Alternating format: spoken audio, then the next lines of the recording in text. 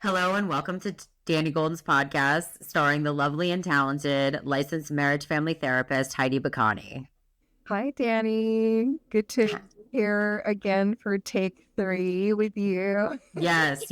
So Heidi and I have this is our third time trying to record this. We had an echo situation last time, and the first time we just felt like we wanted to get some more material out to you guys to get you excited about what we're going to talk about today. So with that, for all of you that missed episode 7, please check it out. We discussed anger and provided tools and tips, and I just think that's super helpful because That was a good episode. it was a really good episode. And when I listened to it, I was like, wow, I need to, put this thing on repeat. This is very helpful. So check that out, guys, danigolden.com. And today we're going to talk about competition. Yeah. And my book, Life Game On, A Competitor's Guide. Before we start, Dani, I just want to make sure to the viewers and listeners that we make clear that our podcast is purely for entertainment purposes and for information. We want you to get a lot of good stuff and have fun with us while watching it, because we have so much fun putting it together.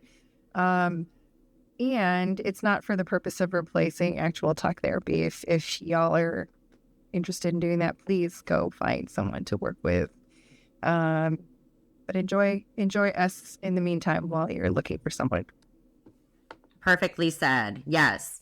So yeah, today we're going to talk all about competition. Heidi just finished reading my book, and I would like to ask her what she learned about the book. And for all of you interested in purchasing the book, we'll say this again, but you can buy it on Amazon.com. That's where I found it. I found it on Amazon.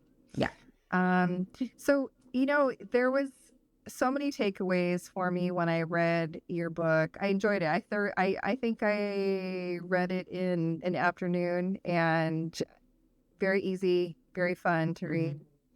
So many takeaways, especially from the first page to page, like all of it was good, but like page 1 to 32 for me was where I really got a lot, because you so thoroughly broke down what the definition of competition is and explored the real meaning of it for you, I think. And so, and a lot of it resonated for me, what you wrote. So I think not only, like, one of the main takeaways was that competition is not only in sports, but also it happens in the workplace, among friends, and in friendships. So like you do a beautiful job, like exploring how competition plays in all those other arenas, but like not just the hard work you did to explore the definition and the meaning of it was really helpful to me. Thank you. That's always really nice to hear. Yeah, and definitely competition is something that I feel like has affected my entire life. And I was in therapy at the time when I was writing the book. And what happened was I was going to therapy and talking a lot about competition and not realizing it. And the therapist said, you talk a lot about competition, why don't you write about it? So that's where the book originated and was born. And then, from there, it was pretty easy to get all of that information out and then go back and then do the research. It was really fun and cathartic to get out. Yeah. So, as Heidi was saying, competition is a crazy maze, and we must learn how to successfully navigate it. So Merriam-Webster's dictionary defines competition as the act or process of trying to get or win something, such as a prize or higher level of success that someone else is also trying to get or win. Competition is also comparing. So anytime that we're comparing ourselves to other people, we're competing. So how does competition affect us? It permeates our lives. We compete with the clock. I know I do this. How much can I get done in X amount of time? We compete when we drive. Can I get past that slow driver? Can I get on the freeway in time? How do I get around this other person? Social media, how many followers do you have? Likes, connections on your LinkedIn profile. And like Heidi said, in business, how many clients do you have? What's your salary? What's your title? So these are all subtle ways that competition affects our lives that I don't really think we give ourselves credit for acknowledging. And I think it's just important to be aware of this, because I think the more aware we are, the better able we are to deal with it. Yeah, and set ourselves up for success too, and feelings of fulfillment, I think, and satisfaction in those arenas, and safety, physical and emotional safety. Absolutely. And we also compete with strangers we don't know. Every time, like I said, when we compare our lives to someone else and we tell ourselves that we're not good enough, that's a form of competition where we're automatically placing ourselves in the loser's seat.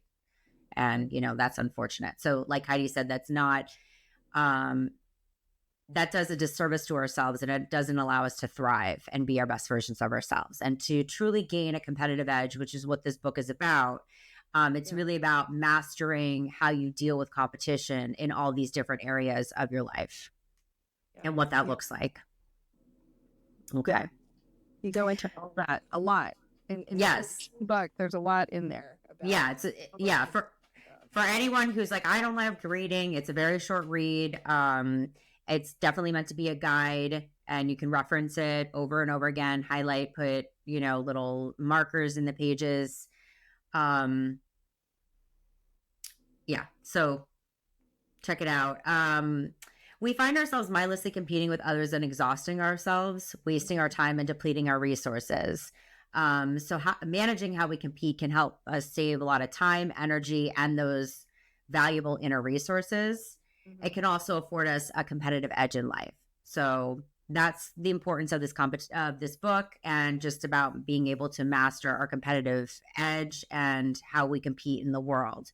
And also with the upcoming 2024 Summer Olympics, I thought this would be a very timely topic to talk about. And that's just competition in one facet, but we'll see it, we get to see how it takes place. For example, having been a former competitive swimmer, how it takes place not just in the pool, but all the steps prior to jumping in that pool. What happens behind the starting blocks? What happens in the rooms? What they don't necessarily show on camera. Right. Mm-hmm. When you talk about the competitive edge, it's not just during the competition, right? It's before, it's how we process before, how we process after. Great point. So Heidi, what did my book teach you about how you compete? I think the main thing I learned about myself when I was reading your book was that I compare and compete with everyone. And that's an automatic behavior for me. My old self would compare and compete and then feel bad. And now my new self, I think, compares and competes and then quickly is able to redirect to think of myself in a different way. So, fewer moments of sadness after the comparing starts. So. That's interesting. So there's the judgment then after, or there was. Right. Yeah. Exactly. Yeah. I did that last night. I was at my karate lesson, and every time the master shows me like what to do, because he's, 6-degree black belt, he makes it look so easy. And I'm not competing with him, but I'm comparing myself to him. So I am competing, right? So in my mind, I'm not consciously competing, but subconsciously there's that going on, like what you're talking about and what I talk about in the book. And whether I use that to inspire myself or to feel defeated dictates what happens next, right? Absolutely. Yeah. How I digest that experience, right? So I'm going to get into a little bit about the book. Not a lot, because I want you guys to buy it and read it and enjoy it for yourselves, and I don't want to spoil anything for the readers. So I want to dissect healthy competition versus unhealthy competition and define what exactly those are. So, what is unhealthy competition? Unhealthy competition is when we try to control things that are out of our control. When we get distracted and lost in the noise, and when we act out as a result. So, for example, bullying, gossiping, putting others down to feel better about oneself, cheating, lying, wishing others fail so you will succeed, fear, greed, envy, getting distracted by the noise, being an egomaniac. All those are forms of unhealthy competition. So last night when I was comparing myself during my lesson to my instructor, that was a form of unhealthy competition because I was trying to control myself in that process. Like, oh, I'm not doing it as fluidly and gracefully as he's doing it, and feeling defeated. As opposed to healthy competition, which is focused on the self, staying in your own lane, being inspired by someone else, motivated and determined, hungry, and having a joy for what you're doing. So last night, I wish that I had had more of a joy for it. Wow, I'm in this, wonderful experience. I've been doing this for a year and a half. How lucky am I that I can do something like this? And how fortunate am I that I have such a great instructor who's showing me all these cool moves, and this is just really fun. And instead of thinking about where I'm not, thinking about where I am. Yeah. And to add to that, I think healthy competition also looks like acknowledging, like what you're saying, acknowledging where we're at and recognizing that it's okay where we're at, because acceptance. We're in the process of getting to be that 6-degree black belt someday, but right now we're our 1-degree black belt, and that's good enough. Right. Yeah. And I'm not a black belt. I'm a purple belt for all those people. But I aspire to go as far as this journey will take me, and I'm okay with where that is. And I think, any time that you learn something new as an adult, there's immense humility, and it's so important. And I also just think life is all about putting yourself outside your comfort zone, and then what you do in those moments and how you navigate those moments. Yeah.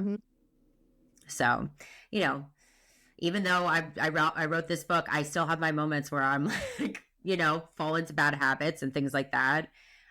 So I think it's good for people to hear that, because when people go on and they're like, oh no, I do this and it's perfect every time. You're like, really? I mean, good for you. That's great. But I just don't know if that's human. No, it's unrealistic, I think. Yeah. Yeah. I think everyone has that comparing mind on, and some of us navigate it better than others, I think, but it's hard not to, because we live in a society that really encourages that kind of quality. And unless we have someone who parents us in a way that really breaks it down, and teaches the difference, it's going to be automatic, like way of thinking. So, definitely hard to ignore that side of the brain that's always, talking, chattering over here. Just shut up. So like I said, with the Summer Olympics around the corner, I really wanted to dive into this topic a lot more. I know I provide tools in the book, which you'll have to read. I'm referring to my outline, so when I look away, if for anyone who's watching, that's why. So Heidi, I really want to pick your brain. What can our fellow competitors who are listening and viewing do to obtain a competitive edge? And I go on with some more questions that I have for you, but do you want to answer that question first, or do you want to get into the more detailed questions? Oh, I mean, we can do a brief analysis, I think. Okay, let's do it. what having a competitive edge, Yeah. what it takes. So the main thing I'm going to really focus on is what supports having the competitive edge, and you go a lot into this in your book, is being aware and mindful of like the negative self-talk that we have developed, and is that automatic muscle that we're constantly using to compare ourselves to other people, or we're given to the thoughts that would lead us to feeling defeated. So having that practice of catching ourselves in the moment when it's happening is a way for us to change the pattern of thinking and viewing ourselves as not being able to succeed in whatever it is that we're trying to accomplish, like sports-wise, at work, everywhere. So what supports a healthy and competitive edge, I think, is a healthy competition and competitive edge is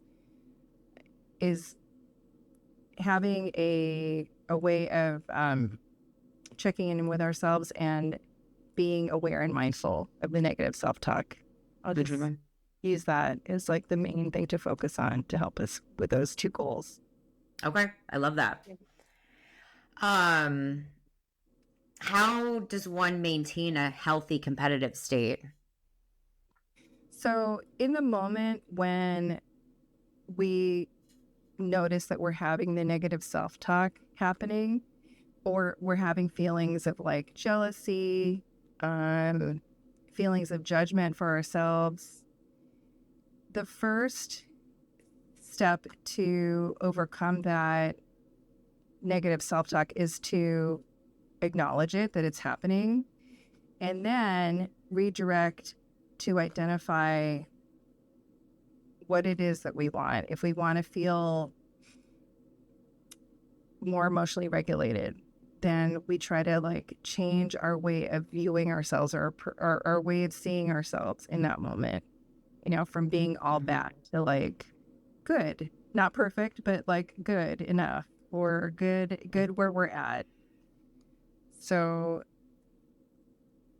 yeah, that kind of addresses it a little bit, I think. It addresses the other questions that you may be asking me, but I'll go into like more tips. Okay. No, I love that, because I think a lot of times, personally, especially when I was younger, we want to deny when there's that negative self-talk or doubt, anything negative, right? Like, I'm not doing that. That's not happening. That's not what's going on, but it is. And it's so much easier once you're able to be like, okay, that's exactly what I did, and laugh at it. For me, that's what works, finding a sense of humor about it. So, wow, I can't believe I did that. This is supposed to be fun. Like, wheel myself back into my own lane. It's almost like reversing the fishing line. Yeah. And going, okay, before we cast again, let's just make sure we're grounded. Yeah. The boat's steady. There's no leaks. Right? Right. Yeah. I was in a yoga class this morning, and the yogi that was facilitating the class, she reminded us, because I think there's a tendency to like want to be perfect in the shape or the movement that we're trying to do. Oh, yeah. So she reminded, she's like, don't take yourself so seriously. This is a yoga class. We're not like, yeah, we're not trying to like do serious stuff right now. We're just doing yoga. Yeah. That helped ground us into like, it's okay to be wherever we're at, I think. Oh, I love that. Yeah, I think that's an important thing to remember. Yeah. What can people do if they find themselves lost in the noise and struggling with tuning out the unhealthy competitive tendencies, or their unhealthy competitive tendencies? So, okay, there's a few tips I put together for this. I think scheduling time daily to explore and identify when the negative self-talk happens, that's helpful. Trying to see ourselves, again, like once we acknowledge that it's occurring, try to see ourselves differently, using a reframe like, or an affirmation like, I am enough.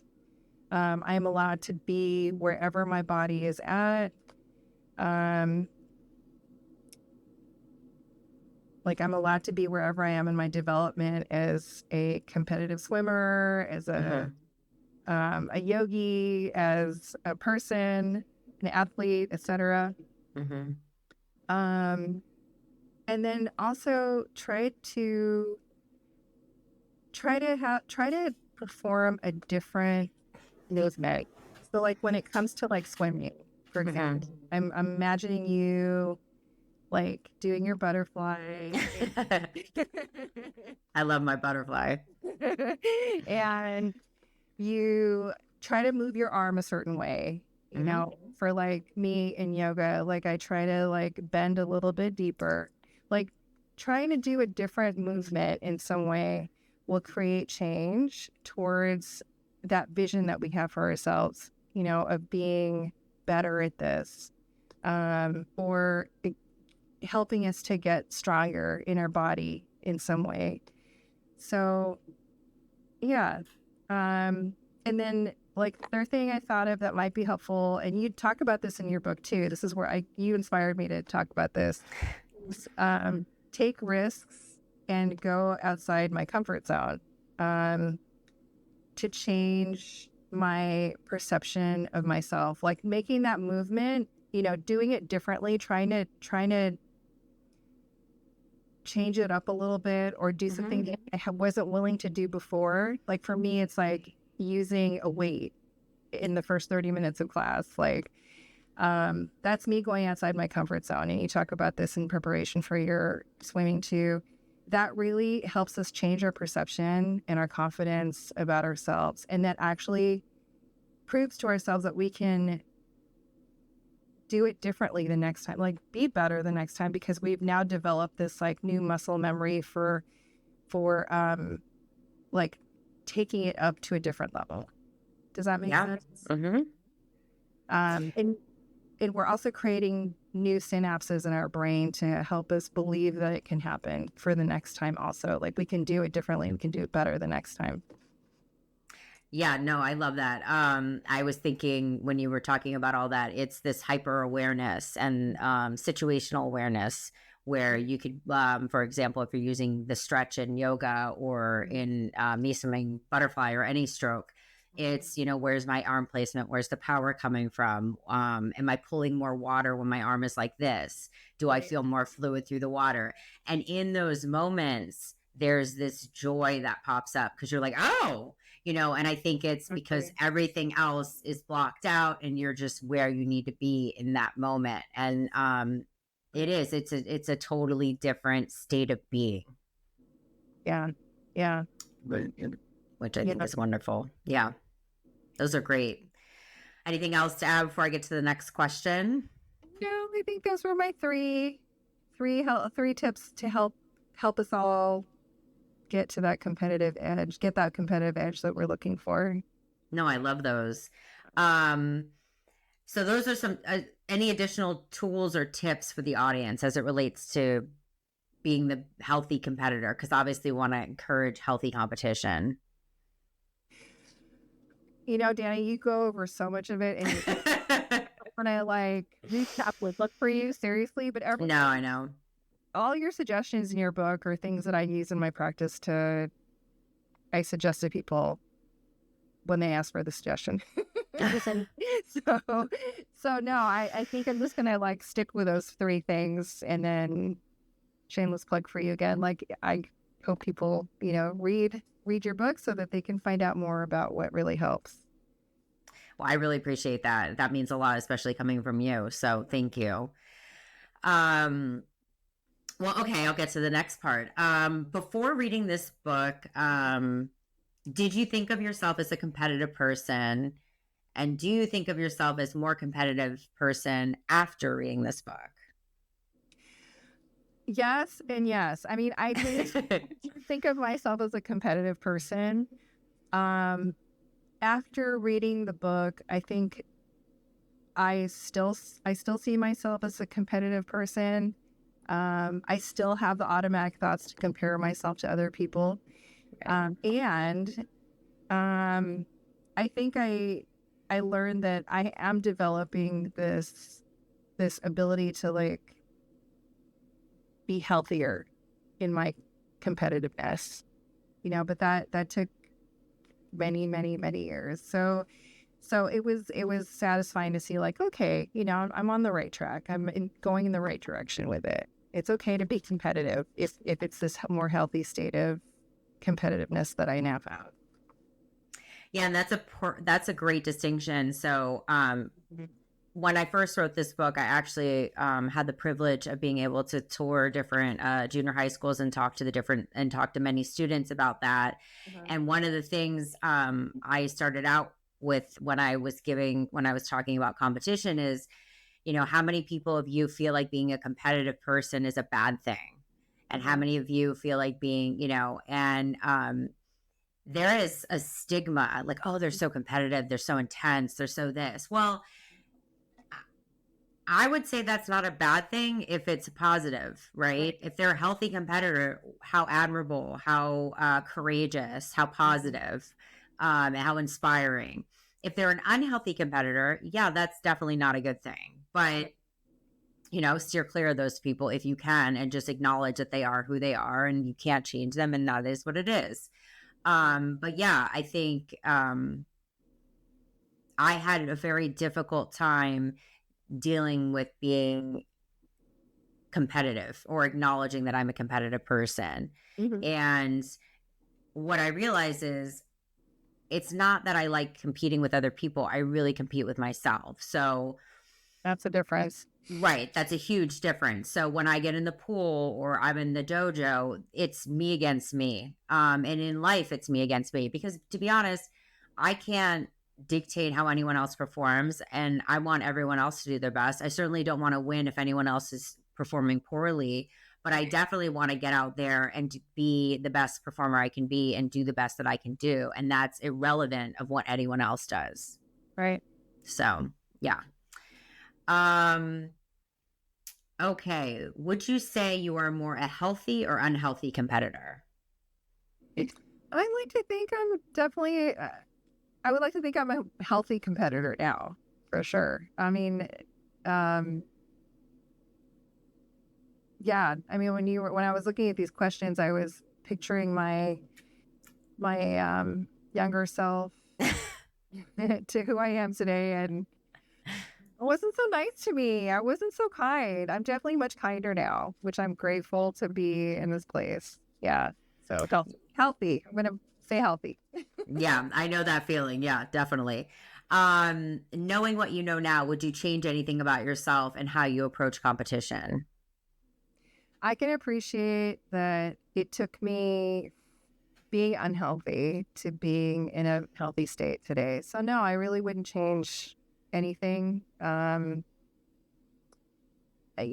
totally see myself on the whole range of being healthy and unhealthy. It's back and forth. It's a volley. It's every day, all day, still on the range. Right. It's that automatic thought of like, I'm not enough, I'm not good enough, I'm all bad. And then I can like bring myself back around to, okay, it's not all bad, and I am exactly where I need to be. So yeah. Yeah. I love that. No, I know. I think I do that as well. I'm like, am I doing enough? I failed today. I didn't put myself out there. Or whatever it is. Whatever that that inner critic says, or those insecurities that we harbor. Right. Yeah. It's glad to know I'm not alone. No, you're definitely not alone. I was making a joke at the pool this morning that like sometimes at like 3 or 4 o'clock in the afternoon, I'm like, what's wrong? Like, what's wrong with me? Like, why, Yeah. You get this opening of space because your head's been down, you've been doing work, and then you come up for air and you're like, and then the download of the insecurities come in and you're like, no. Right. Yeah. I know. I do that. That's me too. And then I'm like, okay, I just need coffee. Right. Yeah. Right. Like I'm gonna go for a walk. Like I'm gonna read a book, decompress. When I'm done with this day, watch some wonderful murder TV, something that gets me out of my current mood. Okay, so Episode 8 question. Okay. All right. Tell me about a time when you found yourself in an uncomfortable competitive situation. How did you handle it? And then a healthy one. Okay. So story time. Let's see. I think what we talked about, and I'll repeat my answer to this question again. Okay. 3 here. Yeah.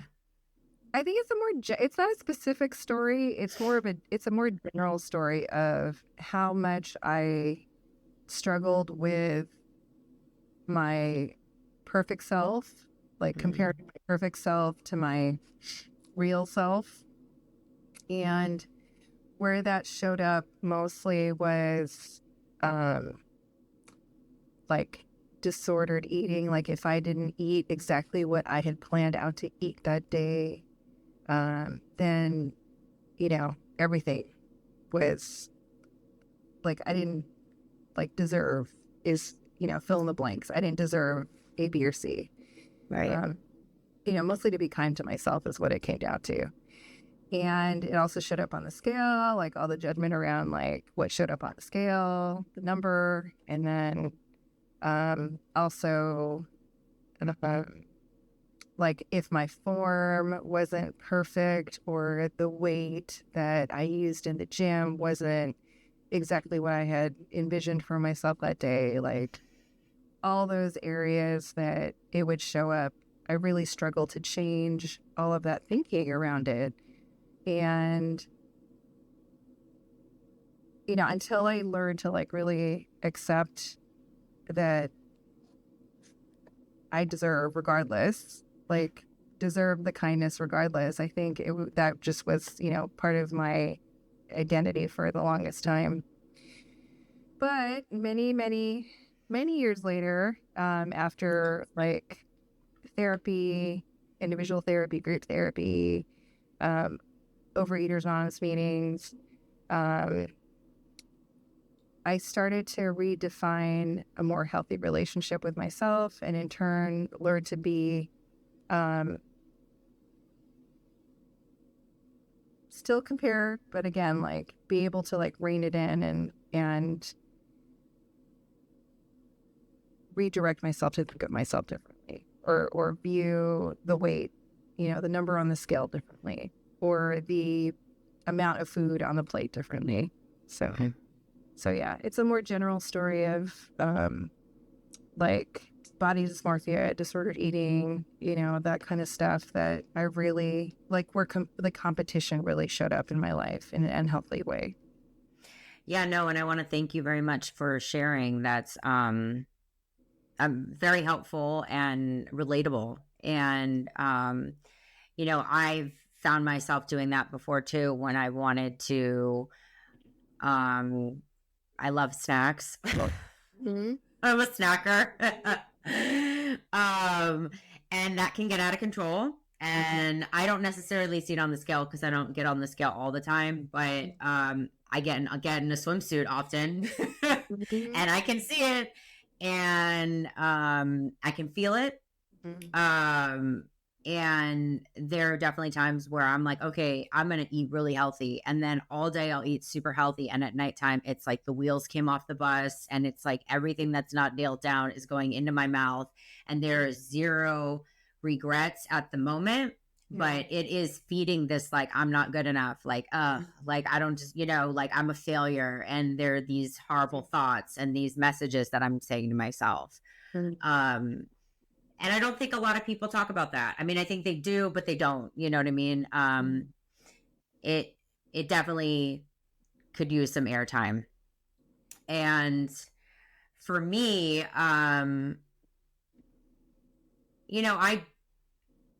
I can do it when I'm competing with myself. I can do it, with the content I put on DaniGolden.com. Oh, I don't, like I know that can be better. But I find that with that kind of stuff, I'm a lot healthier. I think it's the same thing you talked about earlier. Like I've developed this desire to embrace this healthy competitor and not be that negative person. But like I said, last night in karate, I wasn't able to be my healthy self. So, you can't always do it.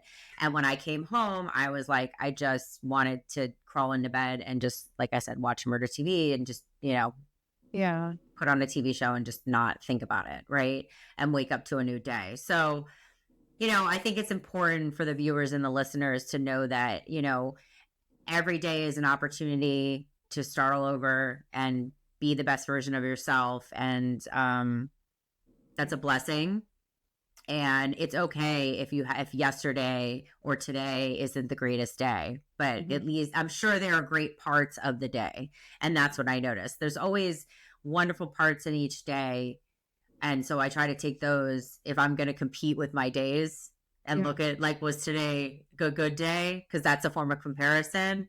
I'll look at the moments in the day that made me smile, and even if it's something simple like my dog Barkley, when he was like walking by the kitchen window, like you couldn't see him, it was like down, all of a sudden you saw this tail, and I was like, that is hysterical, and just these like little bright moments. So I think that's always important.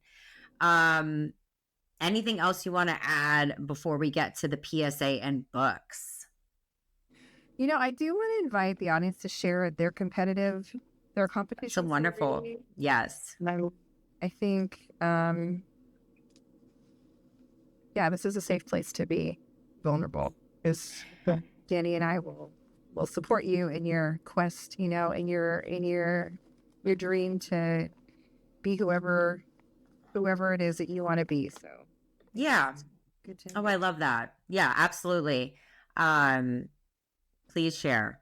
Yeah. Sharing is caring. Right. All right. So now we're getting to the PSA and books, unless you have anything else. No, I don't. I do want to talk about your book a little bit more. Okay. More plugging. This is a book. This is the only.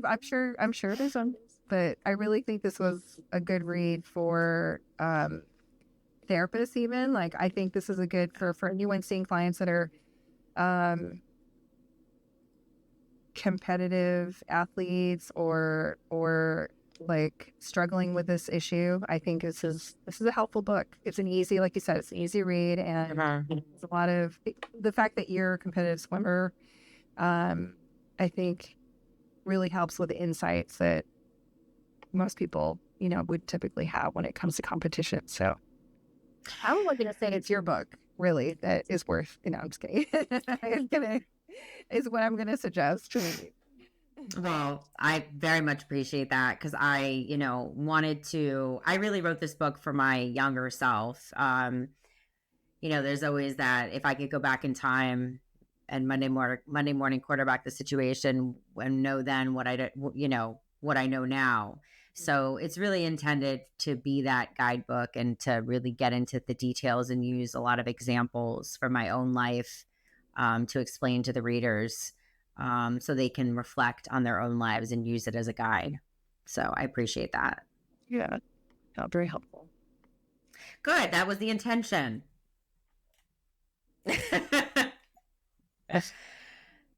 Okay, so we'll plug it one more time, and then we'll get to the PSA. So,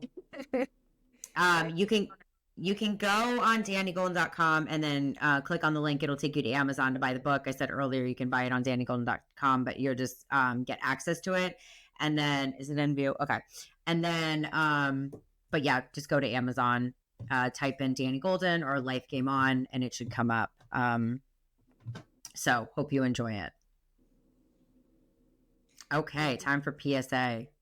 Okay, PSA time. So yes, my why for doing these podcasts is to help the viewers and audience get some affordable talk therapy, psychotherapy, make it help make it a little bit more accessible. And this week I'm gonna plug. Not plug. I'm going to promote Pepperdine City. Plug Dani's book. I'm going to promote universities, clinic and counseling centers.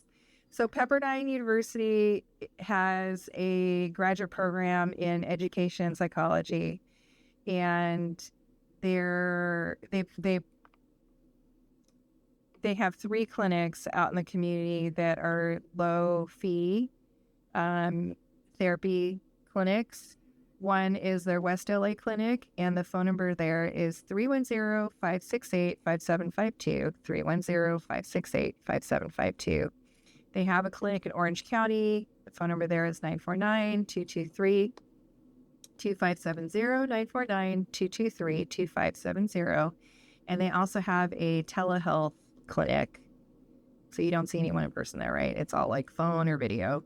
818-702-1099, 818-702-1099.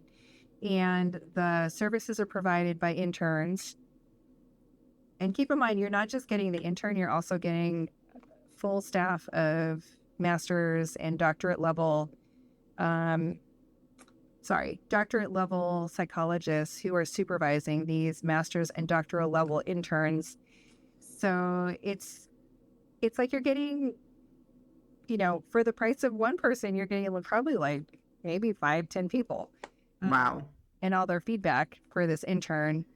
And their fee is based on a sliding scale. So the fee can be anywhere from $15 to $90 a session based on your annual income. And yeah, I didn't realize they had so many locations. So that's nice. That's wonderful. Yeah. So Pepperdine University's Graduate School of Education and Psychology. And there are three counseling clinics in the greater LA area, or in Orange County too, actually. Wonderful. And I'll put that information in the copy below the podcast so that viewers and listeners can call and reach out if they would like to. Thanks, Dan. Thank you, Heidi, for providing that those wonderful resources, or that wonderful resource that has a lot of legs. Okay, well, unless you have anything else to add, we would like to thank you all for watching or listening to our podcast. And I just want to remind everyone to find their fun. Find your happy place. Thank you so much, everyone, and I hope you have a wonderful day. Bye.